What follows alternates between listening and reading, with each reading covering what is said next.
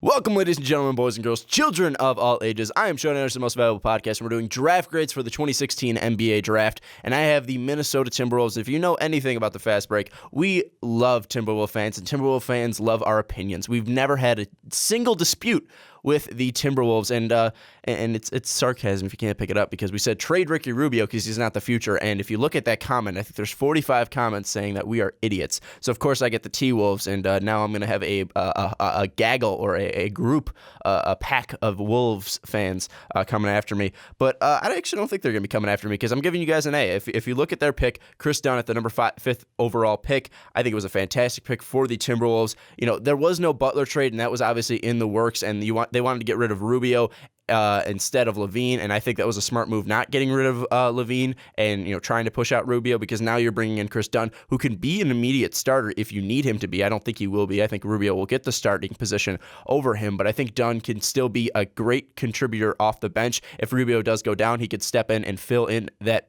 point guard position. I think it's a fantastic pick. I think he's going to fit well with Tom Thibodeau's system. I think he's going to fit well with all that youth on that team, like Wiggins, Muhammad, Levine, and Karl-Anthony Towns, even Dieng off the bench. And again, the only thing I could say that's wrong about him is that they didn't make the Butler trade, but then again, it might pan out in the end, because I think this team is still set with the pieces they have, and I'm giving the Timberwolves an A. You guys had a fantastic draft. The number 5th overall pick. This is going to make you even more of a legitimate threat down the road, and I'm saying the Timberwolves can be an NBA title contender in the next couple of years. I would say 3 years at the shortest amount of time. I think the T-Wolves can be a legitimate contender with this team in place. I think you're going to need to move Rubio at some point so Chris Dunn becomes the starter. I think Chris Dunn can be the future starter for the Timberwolves at the point guard position. Thank you so much for watching these draft grades. If you do not want to miss any of the other teams, check out the playlist down below, or just subscribe to our channel, because we'll be putting them out every single chance we get. Ricky's just going to be a machine uploading them every single quick. He's got quick hands.